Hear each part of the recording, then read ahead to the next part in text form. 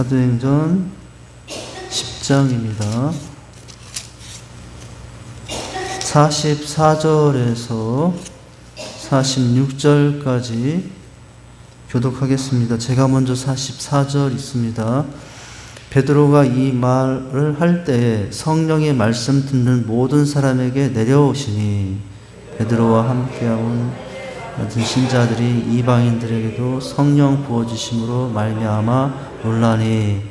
다 같이 읽습니다. 이는 방언을 말하며 하나님 높임을 들음이러라. 아멘. 자, 이제 오늘은 말씀은 예배의 중심입니다. 예배의 요소 세 번째 강의의 내용이에요. 찬양은 예배의 꽃입니다. 기도는 예배의 동력입니다. 오늘은 말씀은 예배의 중심입니다. 또 이것이 지난 다음에는 헌신은 예배의 열매입니다. 이런 흐름으로 우리가 보게 되지 않습니까? 자, 오늘 말씀을 통해서는 왜 말씀이 중요하냐는 거예요. 오늘 바로 말씀이 예배의 중심이라고 그러는데 이 말씀이 왜 중요하냐? 큰 제목부터 보면은 가로 1번은 은혜의 체험 가운데 나가게 하기 때문이에요. 그리고 두 번째는 이 말씀이 왜 중요하냐면 회개를 촉구하는 말씀이기 때문이에요. 넘기시면은 세 번째, 이 말씀이 왜 중요하냐? 갱신의 결단을 가져올 수 있는 말씀이기 때문이에요. 자, 네 번째, 이 말씀이 왜 중요하냐? 양육과 성장으로 우리를 이끄시기 때문이라는 거죠. 첫째는 은혜의 체험, 둘째는 회개의 촉구, 셋째는 갱신의 결단, 넷째는 양육과 성장으로 인도하기 때문이라는 거죠. 우리가 아마 다음 주에 이제 하게 될 내용이겠지만은 마틴 루터는 이런 말을 했답니다. 마틴 루터가 한 말을 이런 말을 했대요. 제가 읽어드리면, 나는 말씀이 없이는 낙원에서도 살 수 없으나, 낙원이 얼마나 사는 좋은 곳이에요. 그런데 루터는 나는 말씀이 없이는 낙원에서도 살 수 없으나 말씀이 있는 곳이라면 지옥에서라도 능히 살아갈 자신이 있다. 그 말씀이 얼마나 중요한 것이겠어요. 우리 삶이 사실 지옥이잖아요. 예, 지옥 속에 지금 우리 살고 있지 않습니까? 그런데 낙원에서는 살 수 없으나 말씀이 없는 곳이라면, 있는 곳이라면 지옥에서 살 수 있다고 하고 있잖아요.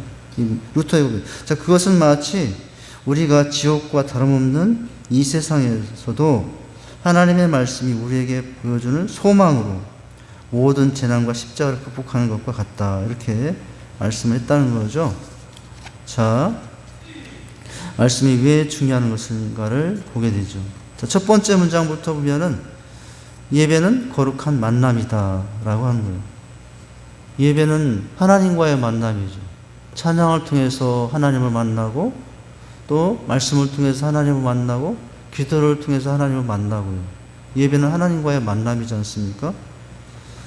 여러분, 인생은 여러 가지의 요소에서 결정이 되지만은 인생은 누구를 만나에 따라서도 결정이 된다고 할 수 있어요. 네. 친구 따라 어디 간다고요? 강남 간다고.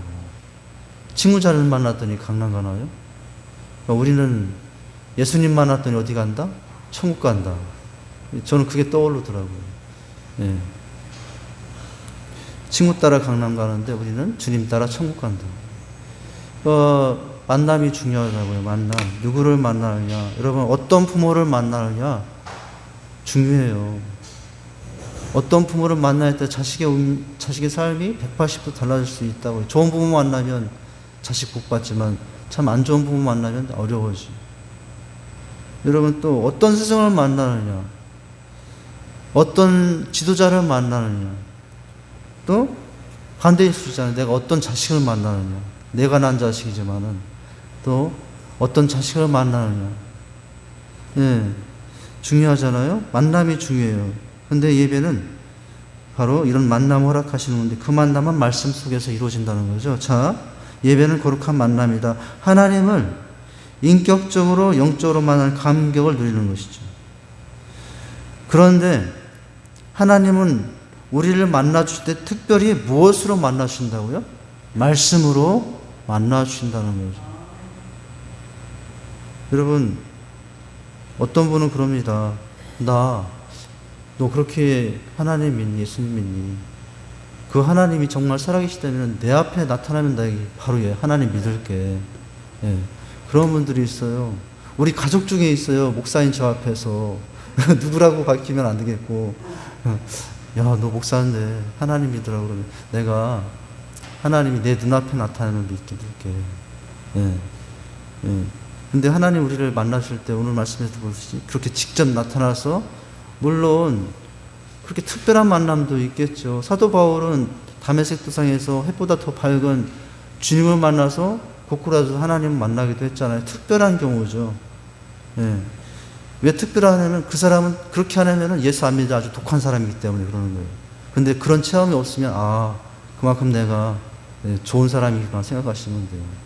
예. 그렇게 안 해도 하나님 믿을 만하니까 내게 직접 나타나지 않고 말씀으로 만나시고 이렇게 좋게 이해할 수 있겠죠. 자, 그런데 오늘 우리를 만나시 특별히 무엇으로 만나신다고요? 말씀으로 만나신다는 거예요. 자, 하나님의 말씀을 통한 신앙 성장의 과정은 다음과 같다는 거예요. 이렇게 해서 말씀을 만났어요. 하나님 만났어요. 말씀을 통해서. 자, 그렇다면 신앙 성장의 과정은 뭐냐? 하나님은 하나님의 말씀 안에서 자신을 우리 애들에게 계시해 주신다고요. 이게 조금 계시라는 단어가 그냥 흘러 지나가면 쉬운 단어이지만은 계시라는 단어를 조금 집중해서 보면 또 이게 쉽지 않은 단어이기도 해요. 여러분, 하나님은 우리가 알 수 있는 방법은 도대체 없어요. 하나님이 계시해 주셔야만 그래도 조금 알 수 있는 게 하나님이에요. 그러니까 전적으로 내가 지금 하나님 알고 있다는 것을 내가 노력해서 한 게 아니에요. 하나님이 계시해 주셔서 알게 된 것이거든요. 이 계시라는 단어가 간단한 단어 같지만 사실은 이 계시 하나라는 단어를 가지고도 우리가 참 많은 이야기를 할 수 있는데, 여러분, 계시는 어떤 계시가 있어요? 일반 계시와 특별 계시가 있죠. 일반 계시가 있어요. 특별 계시. 일반 계시라면은 하나님을 어떻게 알 수 있느냐?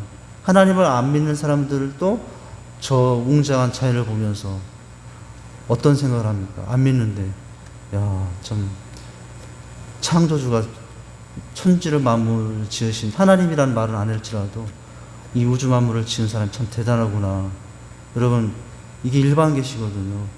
하나님은 저 해와 달과 이 온 우주 만물 속에 여러분 하나님을 계시해 놓으셨어요. 안 믿는 사람이라도 그것을 보면서 감탄하면서 하나님을 알도록 하시고. 그런데 인간의 죄 때문에 지금 문제가 생겼어요. 인간의 죄된 원인으로 인해서 날씨가 분노하고 있습니다. 지금 날씨가 분노를 하고 있어요. 저 산이 분노하고 있고 저 해와 달이 분노하고 있고, 예, 인간의 죄 때문에, 인간의 욕심 때문에 자연환경이 파괴되고 인간의 탐욕 때문에 어떻게 되고 있습니까? 인간의 탐욕 때문에 지금 여러분 요즘 날씨 어떻습니까? 상상하지 못한 날씨를 경험하고 있어요. 내 평생에, 우리 평생에 이런 날씨를 경험하고 살까 하는데 집 앞에 문 닫고 에어컨 켰던 집 앞에 문 밖에만 나가도 숨이 턱 막혀져. 질식할 것 같던 이런 세상이 되고 말이죠. 제가 지금 다른 얘기를 너무 많이 하고 있는데, 자, 일반 계시를 통해서 하나님은 나타내시고 계시고, 지금 이 모습을 보면서 누가 제일 고통스러워 하실까요? 인간인 것 같지만 사실은 하나님께서 참 조화롭게 만드는, 아름답게 좋은 날씨로 만드는 이 세상이 이렇게 무너지고 있으니 그것은 하나님 책임이 아니라 인간이 만든 탐욕 때문에, 수많은 화학약품과 탐욕으로 만들어내서 누리고자 했던 그 제약의 결과가 지금 뿌린 대로 거두고 있는 거예요. 인간이 뿌린 대로 지금 날씨를 거두고 있는 거죠. 자, 일반 계시를 제가 말씀하고 있는데 하나님은 일반 계시를 통해서도 알 수 있어요. 그런데 그건 부분만 알 수 있어요. 그런데 여러분, 일반 계시가 있으면 무슨 계시가 있어요? 일반의 반대말이 특별 계시잖아요. 하나님의 말씀이 특별 계시예요. 네. 그래서 희미하게 알던 하나님을, 우리는 하나님의 말씀을 통해서 부분적으로 알던 하나님을 온전하게, 완전하게, 완벽하게 알 수 있죠. 물론 이것은 우리가 이제 알아가기 나름이겠지만은, 그래서 하나님은 이렇게 우리에게 말씀 안에서 우리를 계시해 주시고 있다고요. 여러분, 이 성경 계시가, 이 성경이 특별 계시라고요. 자, 이 말씀, 이 하나님의 말씀은 세 가지 형태로 이제 우리에게 다가옵니다. 우리가 이 말씀을 어떻게 대합니까? 첫 번째는 선포되는 하나님의 말씀이에요. 여러분, 예배 시간마다, 새벽마다, 주일마다 강일상에서 교회들마다 세우신 리더들에 의해서 말씀이 선포되죠. 자, 선포된 하나님의 말씀으로 다가옵니다. 두 번째는 기록된 하나님의 말씀, 모든 성도들마다 가지고 있는 성경 한 권 한 권, 구약 성경 66권에 기록된 말씀을 통해서 이 말씀을 만납니다. 또 어떤 말씀이요? 계시된 하나님의 말씀 안에서 나타납니다. 선포된 하나님의 말씀은 교회를 통하여 설교나 성례전으로 전달되고요. 기록된 하나님의 말씀은 성경에서 명확하게 입증되죠. 그래서 각자 큐티하거나 읽으면서 기록된 말씀에서 하나님을 만나는 것이거든요. 또 계시된 하나님의 말씀은 바로 예수 그리스도이다. 여러분, 그런데 특별 계시도 있고 일반 계시도 있는데 계시 중에 계시가 있어요. 하나님이 나다, 이게 나다 하고 하나님께서 여러분 특별 계시도 주었고 일반 계시도 줬고 특별 계시도 줬는데 계시 중에 계시가 있다고요. 예수님이에요. 예수님이 바로 계시 중에 계시예요. 예수님께서 나를 본 자는 누구를 본 아버지를 본 자와 같다라고 했거든요. 여러분, 그러니까 이게 참 신비한 거지만 삼위일체 하나님이잖아요. 성부, 성자, 성령, 그죠? 하나님이 이 땅에 인간을 먹고 인간의 몸을 입고 바로 직접 오신 예수 그리스도. 계시 중에 계시는 뭡니까? 예수라고 할 수 있어요. 예수를 생각하면 하나님의 사랑이 무엇인가를 알 수 있어요. 예수님의 십자가를 생각하면 하나님의 사랑이 얼마나 놀라운 것인가를 알 수 있어요. 그 반대도요. 예수님의 십자가를 보면은 우리의 죄가 얼마나 철저한 대가를 치러야 될 죄인가를 알 수 있어요. 그럼에도 불구하고 그 죄 대가를 하나님은 우리들에게 돌리지 않고 십자가에 돌아가신 예수님께 돌리셨으니, 여러분, 누구를 생각하면, 예수를 생각하면 하나님이 이런 분이구나 라고 알 수 있는 것이죠. 자, 세 가지 문장입니다. 세 가지 형태로 나타난 하나님의 말씀은 예수 그리스도 밖에서입니까? 아니에요. 안에서, 예수 그리스도 안에서 그 일치성을 찾습니다. 허버트 하트웰은 이런 말 했답니다. 인간에 대하여 하나님의 말씀이 세 가지 형태로 실제하는 것은, 아까 앞에 선고했잖아요. 기록된 하나님의 말씀, 계시된 하나님의 말씀, 또 기록된 하나님의 말씀. 인간에 대하여 하나님의 말씀이 이 세 가지 형태로 실제하는 것은 세 가지 다른 종류의 하나님의 말씀과 대면한다는 것을 의미한다, 안 한다. 그것을 의미하지는 않는다는 거예요. 그것은 하나님께서 예수 그리스도 안에서 인간에게 말씀하시며 이러한 세 가지 형태 안에서 실현되는 하나이면서 동일한 하나님의 말씀이라고 하셨다. 여러분, 이렇게 표현상 계시로 또는 기록으로 이제 이렇게 나타나지만 결국 그렇게 나타나는 말씀 속에 하나님은 각각 다른 하나님이 아니라 동일한 하나님, 동일한 예수님에 대해서 증거하고 있다고요. 예. 자, 이렇게 이제 말씀 속에서 말씀이 중요한 것은 그 말씀을 통해서 누구를 만난다고요? 하나님을 만난다고요. 네. 자, 무엇보다 무엇이 중요합니다? 말씀이 중요합니다. 하나님의 말씀을 통한 신앙 성장의 과정은 네 가지의 이제 사이클을 이루고 있다. 자, 이렇게 하나님을 만나서 하나님을 만난 가운데 신앙 성장이 이루어가게 되는데 단계는 어떠냐라고도 할 수 있겠고, 자, 과정은 어떻게 하느냐라고 할 수 있겠고, 이 네 가지가 순서대로 일어날 수도 있고, 이 네 가지가 바꿔서도 일어날 수도 있다고 봐요. 꼭 이 순서대로만 일어나는 건 아니에요.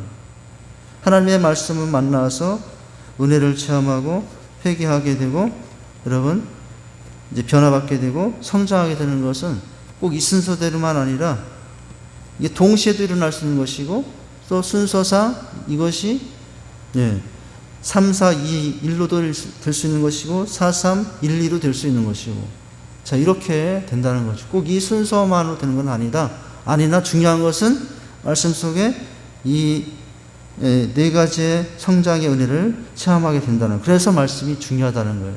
자, 말씀이 중요한 첫 번째 이유는 은혜를 체험하게 된다는 거예요. 은혜의 체험. 자, 말씀은 하나님의 은혜를 발견할 수 있는 무엇을 뜨게 한다? 눈을 뜨게 한다는 거예요. 우리 육신의 눈이 뭔가는 우리 지금 이제 몇 주 전에도 7월 달에 말씀드렸나요? 눈에는 뭐가 있다고요? 육안이 있고 해안이 있고 심안이 있고, 근데 그것만 있으면 안 되고 진짜 눈은 영안이라고 그랬지 않습니까? 이런 다양한 눈이 있다고 그랬잖아요. 자, 바로 말씀이 하나님의 은혜를 발견할 수 있는 영안을 뜨게 해준다고 했겠죠. 오늘 여러분 이 넘지 못할 산 앞에서도 여러분 그 산을 넘을 수 있었던 한 여인의 마지막 지혜가 뭐였어요? 이 눈이 있었잖아요. 아비가일이라는 여인이 참 감당케 어려운 그 시험 앞에서 하나님의 눈으로 다윗의 인생을 보면서 여러분 조망할 수 있었잖아요. 그러니까 여러분 이 여인은 이렇게 그 눈앞에 있던 넘지 못할 산을 이제 감당하고도 남음이 있었던 이유가 있는 거죠. 그러니까 여러분 우리에게도 우리가 눈으로 보지만 눈으로 보는 세상이 다입니까? 내가 지금 육신의 눈으로 보는 세상이 다가 아니에요. 사실은 여러분 어떤 세상이 더 많을까요? 눈으로 보고 있는 육신의 눈으로 보고 있는 이 세상보다 내가 육신의 눈으로 보지 못하고 있는 영안의 세계가, 영안의 세상이 더 넓고 더 오묘하고 더 넘치는 그런 세계가 있잖아요.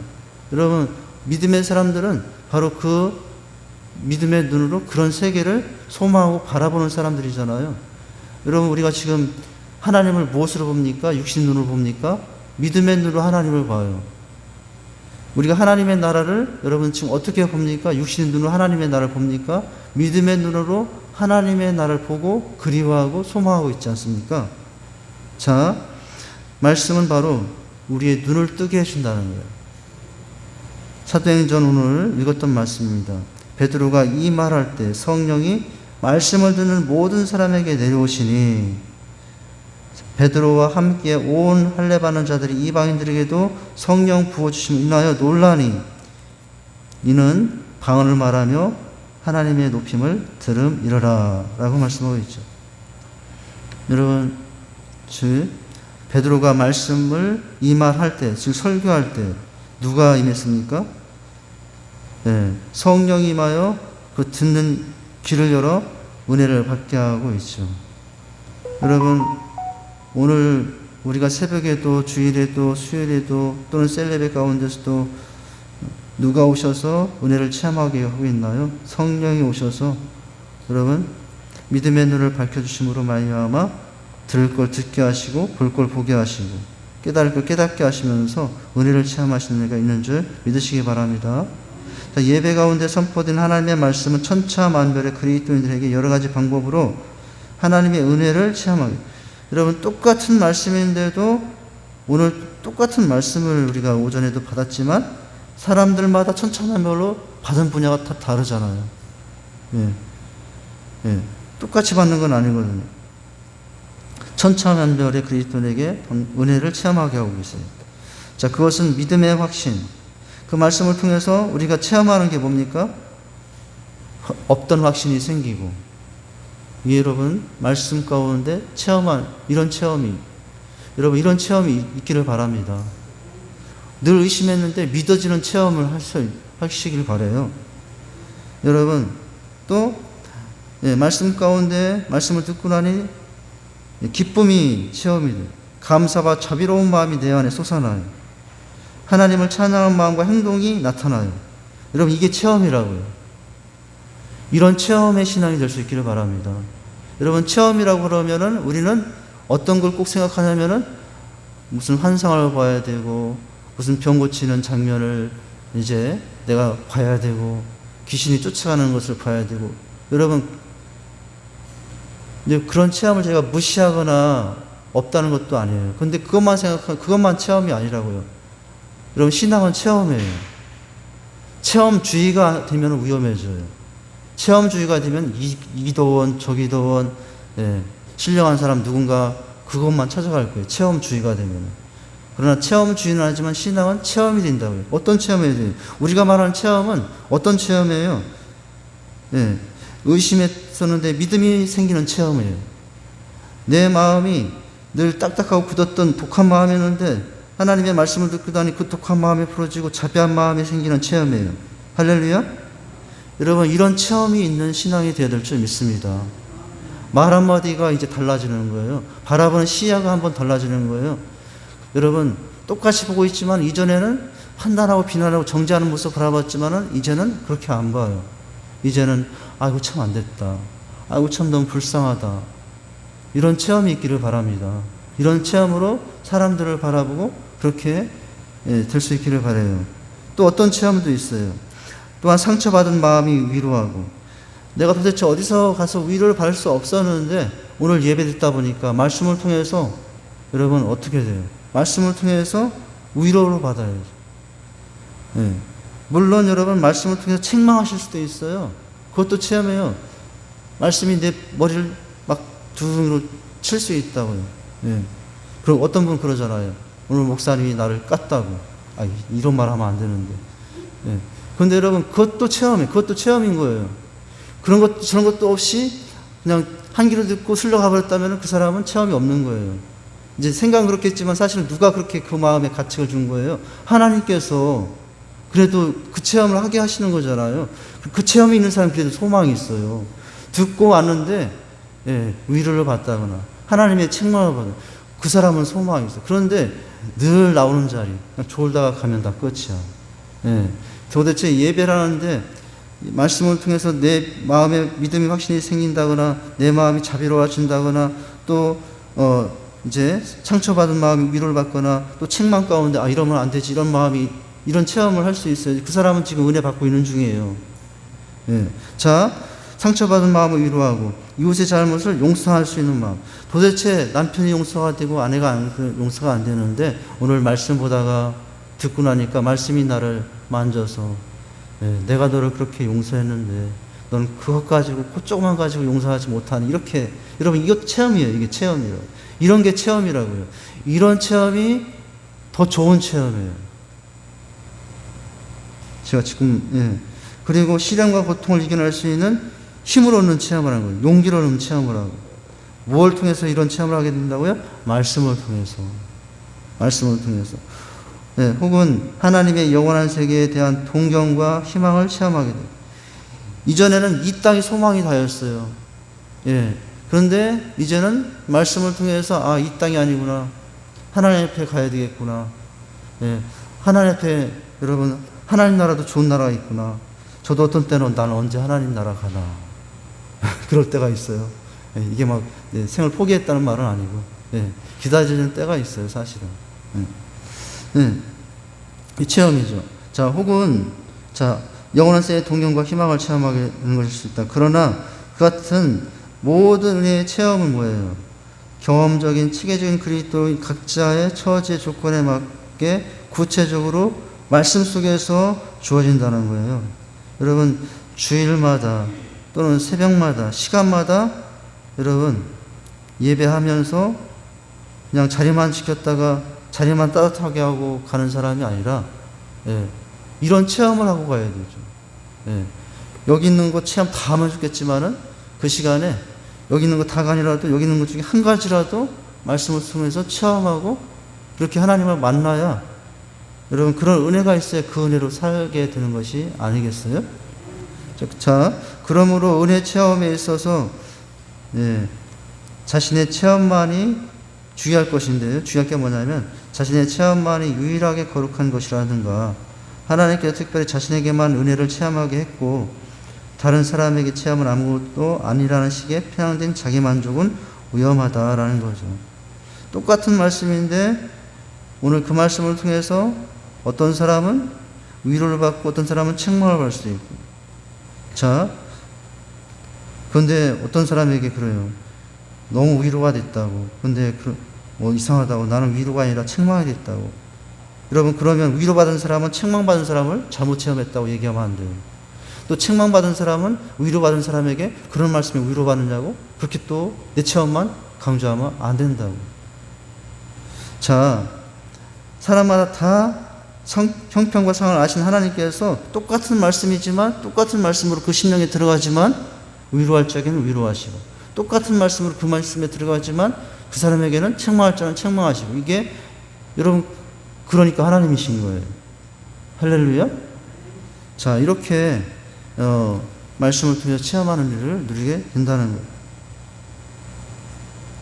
자, 왜냐하면 하나님은 이미 우리 마음과 길을 환히 들여다보시고 우리의 처지와 현실 속에서 누구에게도, 여러분 저는 몰라요.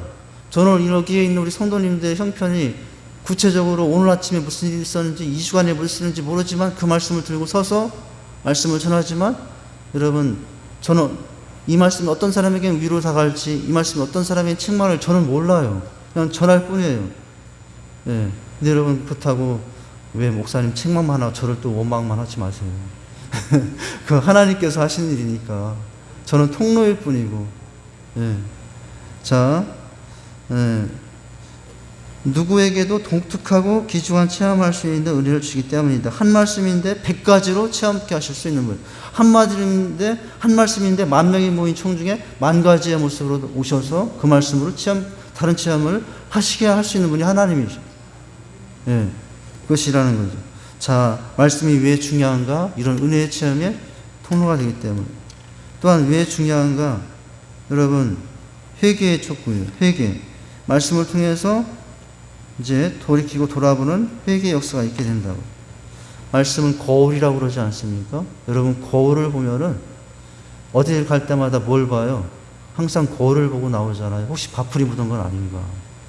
혹시 남자 같은 경우는 수염이 이렇게 들깎인 건 아닌가? 이런 말하면 좀 이해가 될지 모르겠지만 남자 같으면 혹시 코털이 나온 건 아닌가? 그것까지 봐요. 그렇다면서요, 다 깔끔한데 코털 하나만 나면도 되게 불결하다고 느낀다면서요. 아닌가요? 제가 착각인가요? 제가 뭐냐면은 말씀은 이렇게 보면서, 우리 거울을 보면서 어디가 잘못됐구나, 어디를 고쳐야 되겠구나, 이것들을 거울을 통해서 확인하게 되잖아요. 말씀이 바로 그와 같은 기능도 해주는 거죠. 자, 말씀은 인간이 하나님께로 향할 수 있는 회개의 기회를 마련해준다. 사도행전 2장 37절 38절 말씀입니다. 저희가 이 말을 듣고 마음에 찔려 베드로와 다른 사도들에게 물어 가로되, 형제들아 우리가 어떡할꼬? 어찌할꼬 하거늘. 베드로가 가로되, 너희가 회개하여 각각 예수 그리스도의 이름을 세례를 받고 제사함을 얻으라. 그리하면 성령을 선물로 받으리니. 할렐루야. 여기 지금요, 이 2장 속에 여기 있는 저희는 누구냐면은 며칠 전에 예수님을 향하여 돌을 던졌던 청중들이에요. 예수를 십자가에, 바나바를 놔주냐 예수를 내놓을 때 예수를 십자가에 못 박으라고 외쳤던 저희예요. 그런데 여러분, 그 저희가 어떻게 이 말을 듣고 베드로의 말씀을 듣고 마음에 찔려 베드로와 사도들에게 물어도, 형제 우리가 어찌할꼬? 회개해요. 우리가 어떻게 하다가 그 예수를 십자가에 못 박았는가 하는 회개의 내용이라고요. 하거늘 베드로가 어찌할꼬 하니까 뭐라고? 회개하라고. 그래서 예수 그리스도의 세례를 받고 제사함을 얻으라. 그리하면 성령을 선물로 받으니 너희 삶이 유쾌하게 되리라. 이렇게 있죠. 여기에 그 말이 없는데, 여러분, 내 삶이 상쾌하지 않은 이유가 있어요. 불쾌한 이유가 있어요. 하나님을 예배하고 늘 하나님 앞에 서는데도 늘 불쾌해. 뭐를 해야 될 때라는 거예요. 불쾌함을 느끼고 있으면 그때는 회개할 게 있는 게 아닌가. 여러분, 여기 말씀에 있어요. 회개하라. 예수 이름 세례 받고 얻으리 상을 얻으리라. 여기 지금 여기 말씀 인물이 안 되는데 유쾌하게 되리라라고 했거든요. 회개하고 돌이키니까 꺼리낌이 없는 거예요. 하나님께 다 고백하고 내어놓으니까 이제 늘 하나님께 숨겼던 것을 다 내놓고 보니까 이제 불쾌함도 사라지고 오히려 유쾌, 상쾌, 통쾌. 여러분, 자, 회개가 주는 은혜죠. 말씀은 바로 우리를 이렇게 회개로 인도하죠. 자, 성부 하나님께서는 사람들이 회개하기를 바라고 계시며 성령님께서는 구체적으로 회개를 촉구하고 이루며 말씀의 능력은 회개를 유발한다는 거죠. 자, 말씀의 능력 중에 한 가지가 뭐예요? 하나님을 체험케 하는 것도 첫 번째 우리가 말씀의 중요성이, 말씀이 왜 중요한가? 말씀에는 회개하게 하는 능력이 있기 때문이라는 거죠. 여러분, 사람 마음만큼 고지식하고 사람 마음만큼 단단히 굳으면은 누구도 열 수 없는 게 사람 마음이에요. 여러분, 한 번 마음이 뭉치면은 뭐라 그러나? 마음이, 예, 한번 이렇게 꼬부라진다 그러나? 꼬여진다 그러나요? 예, 마음이 한번 그렇게 막 얽히고 성키고 꼬여지기 시작하면은, 예, 그 마음을 열 자가 없어요. 그 마음을 만져서 돌이킬 자가 없어요. 그런데 한 분 계세요. 하나님. 하나님의 말씀. 예, 하나님의 말씀은 그런 마음들을 회개케 하여 다시 하나님께 순종하게 이제 마음을 열고 하나님의 뜻 앞에 다시 서게 하는 거죠. 겸손하게 만들고 굳은 마음을 부드럽게 만들고 회개케 하는 능력이 어디에 있어요? 말씀에 있어요. 그래서 말씀이 중요하죠. 자, 그러므로 말씀을 선포한 자는 그 어떤 인간의 의지나 사상에 기인하여 회개를 촉구하는 것이 아니라 하나님께 대한 절대적인 순응으로서 회개를 촉구해야 하는 것이다. 실제로 성경의 많은 부분들 중에서 말씀 선포자는 자기 의지나 의욕에서가 아니라 하나님의 뜻과 명령에 순응하여 무엇을 회개를 촉구하는 메시지를 전파하였다는 거예요. 그러니까 내 의지나 의욕이 아니에요. 이 말씀 전하면 싫어할 텐데, 이 말씀 전하면 이제 유튜브 안 볼 텐데, 예, 이 말씀 전하면 이제 사람들이 이제 우리 말씀을 안 들을 텐데, 그건 아니라는 거죠. 그럴지라도 해야 된다. 사람들이 귀를 막고 나를 향하여, 여러분, 독한 눈을, 그렇게 말씀을 전하는 자를 향하여 독한 눈을 가지고 쳐다보고 독한 마음으로 앞에 있는 선포자에게 독을 쏠지라도, 그 독에 맞춰서 앞에서 전하는 자는 마음이 아플지라도 어떻게 해야 돼요? 전해야 된다는 거예요. 여기는. 자, 타협하는 게 아니거든요. 늘 축복하고 늘 형통의 복만. 여러분, 그 선지서 속의 말씀에 평안하다 평안하다 하던 자들이 나중에 책망을 받았어요. 그런 선지자들이 책망을 받았다고요. 평안하다 평안하다라고 하는 선포만 하는 사람들은 책망을 받았다고, 하나님께. 원래대로 지적하지 않고 드러내지 않고 그렇게 하는 것에 나중에 하나님이 책망하시고. 자, 하나님의 말씀을 선포자는 자기 의지나 의욕에서가 아니라 하나님의 뜻과 명령에 순응하여 회개를 촉구하는 메시지를 전파해야 된다는 거예요. 그 중에 대표적인 예가 된다면 요나. 하나님께서 요나에게 명령하시기를 너는 니느웨에 가서 외치라고 하셨을 때 요나의 마음은 조금도 내키지 않았습니다. 왜냐하면 여러분, 그 니느웨는 천벌받아도 마땅할 만한 백성들이었기 때문에. 요나가 속한 민족을, 이스라엘을 누구보다도 앞장서 괴롭혔던 사람들이에요. 그런데 가서 그들을 촉구하여 용서하라고 하시니 마음이 내키겠어요? 그래서 요나는 도망갔잖아요. 배에 승선하여 도망가다가 다시 잡혀와서 니느웨에 가서 내 의지를 내려놓고 하나님의 말씀대로 싫어할 줄 알고 전했어요. 이성이 곧 망하리라고. 그러면 돌로 맞아 죽는 줄 알고 그 말씀을 전했더니 놀라운 일이 났어요. 왕으로부터 백성들이, 여러분, 옷을 찢으며 심지어 그 나라에 있는 짐승들까지 회개에 참여하라고 하면서 온 나라가, 여러분, 회개하는 역사가 일어났던 것이거든요. 자, 이렇듯 회개를 촉구하는 말씀 선포자는 자기 감정, 감상이나 져서는 안 되며, 아까 말한 대로 자기 의지나 또 판단으로 빠져서는 안 되며 회개를 원하시는 하나님에 순종하여 있는 그대로 말씀을 전하는 게 책임. 듣는 사람들이 얼굴을 들지 않고 땅만 볼지라도, 듣는 사람들이, 예, 그 말씀을 받지 않고 싫어할지라도, 예, 어떻게 해야 됩니까?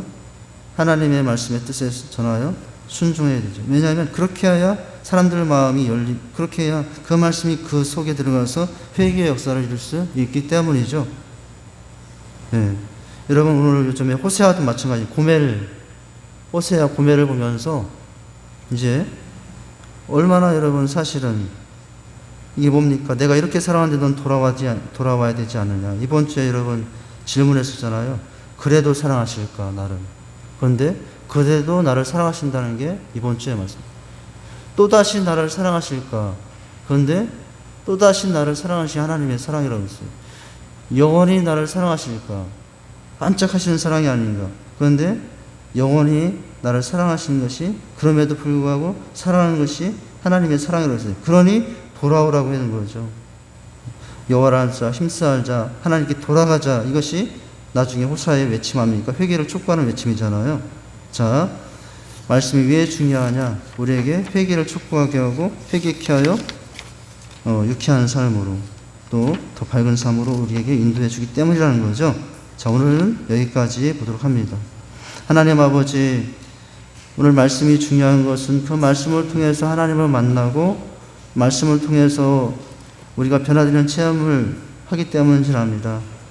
아버지 하나님, 그러나 거기서 그렇지 못하고 또 완악해질 때는 하나님 말씀을 통해서 회개하는 역사 가운데 또 우리를 세우신 내가 있기 때문인지 압니다. 하나님, 이런 말씀 앞에 늘 우리 자신을 점검하고 말씀 앞에 우리를 비추며 하나님께서 원하시는 모습으로 하나님 살아갈 수 있는 저희들이 되게 인도해 주시옵소서. 예수님 이름으로 기도하옵나이다. 아멘.